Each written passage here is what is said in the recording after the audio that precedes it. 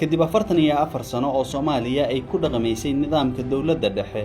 waxaa sanadkii 2004 lagu heshiiyay in loo guuro nidaamka federaalka federaaleynta Soomaaliya waxa ay qaadatay ku dhawaad 15 sano waxaa la yegleelay maamulada Jubbaland Koonfur Galbeed Hirshabeelle Galmudug Puntland iyo Somaliland oo aan ka mid ahayn nidaamka federaalka oo ku dhisan xaalad gaar ah inkasta oo maamuladan ay qalfoof ahaan u jireen haddana daadejinta awoodda dawladda federaalka iyo qaangaarsiinta maamulada waxa ay ahayd mas'uuliyadda dawladda federaalka Ra'iisul Wasaare Khayre oo fahamsan muhiimadda arrintan ayaa u jihaystay dawlad goboleedka Galmudug oo halis ugu jirtay in ay gebi ahaanba burburto si loo badbaadiyo Samareebay ma nabadba Abid Baaqley ma nabadba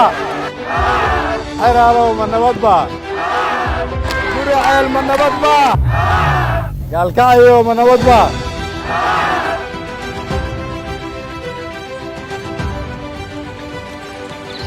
dib u dhiska Galmudug waxa uu ahaa safar taariikhda galay kadis ahaa balse xambaarsanaa ujeeddo weyn oo wax ka beddeshay aragtida laga haystay Galmudug safarka Ra'iisul Wasaare Khayre waxa uu ku soo beegmay iyada oo khilaaf curdun ah oo ka dhaxaloosmay ahlu sunna wal jamaaca iyo madaxweyne Xaaf oo horey xulafo u ahaa cadaado oo gooni u taagan iyo muran ka taagnaa muddaxileedka Xaaf oo dhammaaday fariinta Ra'iisul Wasaaraha uu la tagay Galmudug waxa ay ahayd fariin mid ah oo la fahmi karay inaan ka fikirno sida ay noqonayso Galmudug nabada midaysan maamul isku duuban leh saameyn noocee ah ayay ku yeelan kartaa horumarka iyo midnimada ummadda Soomaaliyeed doorashada Galmudug doorasho guud oo ka dhacday Galmudug ayaa loo arkay in ay tahay xalka kaliya ee dib loogu soo nooleyn karo hay'adaha dawliga ah ee Galmudug Ra'iisul Wasaaraha waxa uu kulamo la yeeshay madaxda ahlu sunna wal jamaaca iyo madaxweyne Xaaf waxa uu ku qanciyay in doorasho ka dhacda Galmudug in ay ka dhacdo caasimadda Galmudug ee Dhuusamareeb in wasaaradda arrimaha gudaha iyo federaalka ay hogaamiso habraaca doorashada waxaan uga mahad celinayaa inuu ku baaqay in Galmudug ay ka dhacdo doorasho xor iyo xalaal ah oo dadka reer Galmudug ay ayahooda uga tashanayaan dawladda federaalkuna waxay idinkala shaqaynaysaa intaas Galmudug waxaa diyaar ay u tahay in dawladda federaalka Soomaaliya hay'adaheeda amniga dhammaan ay ka howlgalaan waxa ay ahayd guusha koowaad ee safarka Ra'iisul Wasaaraha lagu xaqiijiyay waxa halkaas ku soo afjarmay doodda ku saabsan doorashada iyo shakigii laga qabay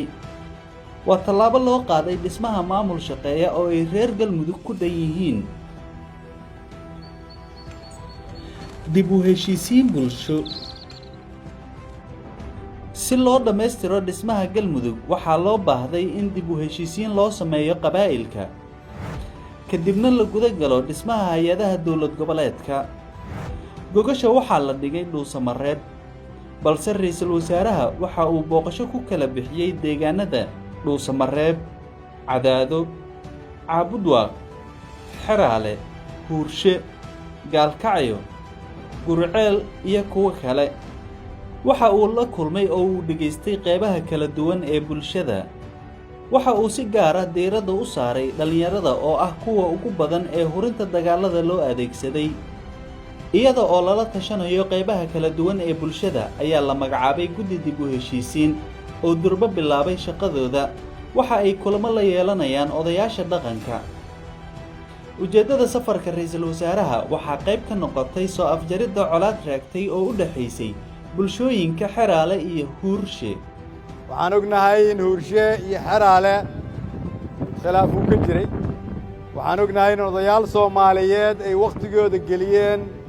inay xalliyaan khilaafkaas waxaan u soo sheegay iyagana in la xallin doono idinkana waxaan rabaa inaan idiin sheego inaanan halkan ka tegi doonin ilaa caawa aad ii sheegtaan in khilaafkaas la dhammeeyey. qaramaynta ciidamada si loo dhiso galmudug midaysan waxaa qasab noqotay in meesha laga saaro dhammaan ciidamada aan dawladda si toos ah u hoos imaan. ra'iisul wasaare khayre ayaa madaxda ahlu sunna wal jamaaca ku qanciyey in ciidamadooda la qarameeyo. waxa ay ahayd guul kale oo u soo hoyatay reer galmudug. ra'iisul wasaaraha ayaa si degdeg ah ugu yeeray taliyaasha ciidanka iyo guddiga qaran ee isku dhafka ciidamada si loo guda galo qaramaynta ciidamada ahlu sunna. isla maalinkii xigay waxaa dhuusamareeb soo gaaray kooxda diiwaangelinta. waxaa la guda galay in la qoro dagaalyahanada ahlu sunna wal jamaaca, hubkooda iyo gaadiidkooda dagaal, iyada oo loo kala qaybiyey boolis, milatari iyo nabad sugid. tallaabadan waxa ay dhiirigelisay bulshooyinka kale ee deegaanka deggan oo iyana bilaabay in ay wareejiyaan hubkooda, isla markaana codsaday in maleeshiyaadkooda la qarameeyo. diyaar ma u tihiin inaad ku biirtaan ciidamada xoogga dalka Soomaaliyeed? diyaar ma u tihiin in la idin qarameeyo? diyaar ma u tihiin inaad tustaan galmudug oo dhan oo xoraysan? la shaqeeya madaxda idiin timid, isdiiwaan geliya xuquuqdiinna iyo qalabkiinna iyo mushaarkiinna. mar alla markii la idin dhammeeyo warqadihiinna taliyaad kula xisaabtamaysaan. haddaad ka weysaan aniga ii soo sheega. waxaa la xereeyey dagaalyahanadii ahlu sunna wal jamaaca. waxaa loo furay tababar ciidan si loogu diyaariyo ku biirista ciidanka qaranka. ma matashaan qabiil, ma matashaan qolo, ma matashaan koox. madaxda halkan joogto ciidamadana waxaan leeyahay ma matashaan gobol, ma matashaan qolo. waxaad matashaan qaranka Soomaaliyeed maadaama la idin qarameeyey. waxaa la rabaa inaad soo celisaan sharafta iyo karaamada ummadda Soomaaliyeed. dadka Soomaaliyeedna waxaan rabaa inaan u sheego bil ka hor idina ma aaminsanayn in reer galmudug ay ku heshiinayaan inay galmudug wada dhistaan. idinma aaminsanayn in ciidamada gobollada galmudug oo dhan la isu keenaayo o la xareynayo dawladda federaalka ka mid noqonayaan. idinma aaminsanayn in adduunyada indhaheeda ay ku soo jeesan doonto. tani waxay tusaale u tahay ciddii aan aaminsanayn inay Soomaaliya hore u socoto. halkana tusaale kaaga ah. ma istaagayno ilaa aan dalkeenna dib u dhisno. ma joojinayno ilaa aan hooyo walba siina xuquuqda ay leedahay. ma joojinayno inay noqoto Soomaaliyada ay ahaan jirtay. ma joojinayno ilaa aan gaarsiino Soomaaliya inay noqoto meel lagu soo ordo aan laga soo ordin. Soomaaliya ha noolaato. waxaa dib loo dhisayaa qaybta 21aad ee taliska xoogga si loogu diyaariyo howlgalka xoreynta deegaanada ay al-shabaab haystaan ee gobolka, sida deegaanada Xarardheere, Ceelbuur, Ceeldheer iyo deegaanada kale. amniga Dhuusamareeb. amniga magaalada Dhuusamareeb ayaa waxaa si buuxda ula wareegay laamaha amniga federaalka, taas oo ahayd shuruud ku xiran in doorasho ka dhacdo.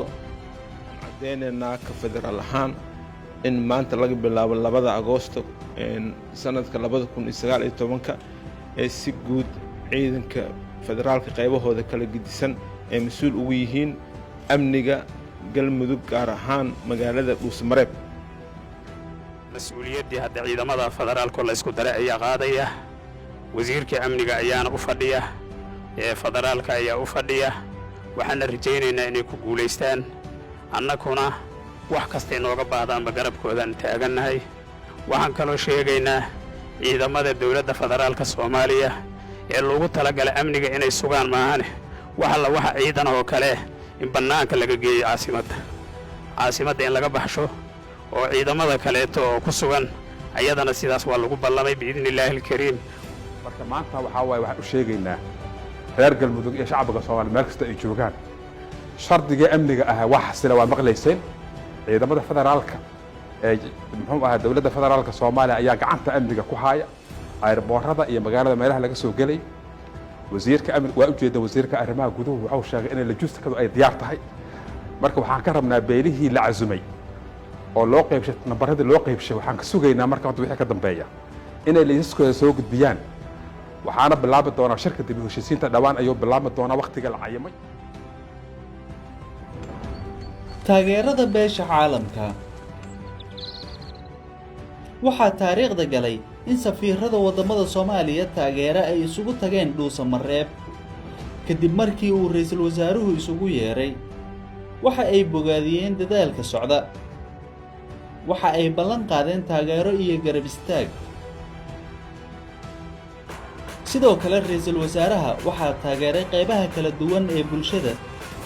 sida ganacsatada oo taageeray geedi socodka Dhuusamareebna booqasho ku tagay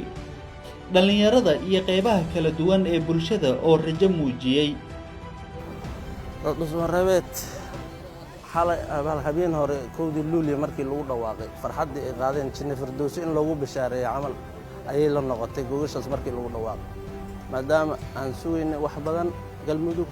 in la mideeyo oo la dhiso gogashaas nabadeed la dhigana aad ayaan ugu faraxnay horumarkana waxaan u dareemaynaa si aad iyo aad weyn hadda anigoo kaleeto magaaladan waan ku dhashtay hooyadii way ku dhalatay ayeeyadii way ku dhalatay anigana waan ku dhalay war kale miyaa yaalaba hadde ilmahayga waxa waaye mustaqbalkooda iyo future-kooda iyo waxbarashadooda iyo nidaamkooda waxaan ka raadiyay waan ayaga ma baa noolaan kara meel kale magaalada Dhuusamareeb waxay sugayday ayay heshay waxaan aad iyo aad ugu mahad celinaa dadaalada isdaba jooga ah oo aan harsiga lahayn oo aan hoyaadka lahayn oo galay mudane ra'iisul wasaare Xasan Cali Khayre waxaan leeyahay abaalkaaga Allah gudi kara shaqadii galmudug waa bilow waxay ka sugay inaad dhameeydo hadii Allah yiraahdo waana soo dhaweynaynaa aad iyo aad nahay gobolada dhexe dadka loogu talagalay dadkaba inay soo dhaweynaan maxabada naga muuqata iyo kalgacaylka naga muuqata dad walba oo dareem kara haday madax ahaalaayeen haday shacab ahaalaayeen haday ajnabi ahaalaayeen wax walba oo noo yimaado annaka hadana caasimadii dawlad goboleedka galmudug waxaan diyaar u nahay annakoon jaabkeena ku shaqeyn iska wax u qabo dawladda inaan sidii ugu quruxda badnaan ee dad loo marti qaado loo soo dhaweeyo caasimada shirkaasna looga dhigo mid loo dhan yahay inaan ka dhigno waxa xal laga gaaray doorashada waxaa dib u heshiisiin laga sameeyay gobolka oo dhan waxaa la qarameeyay ciidamada waxaa dhismaha ka qayb noqday ganacsatada deegaanka waxaa la hubiyay taageerada beesha caalamka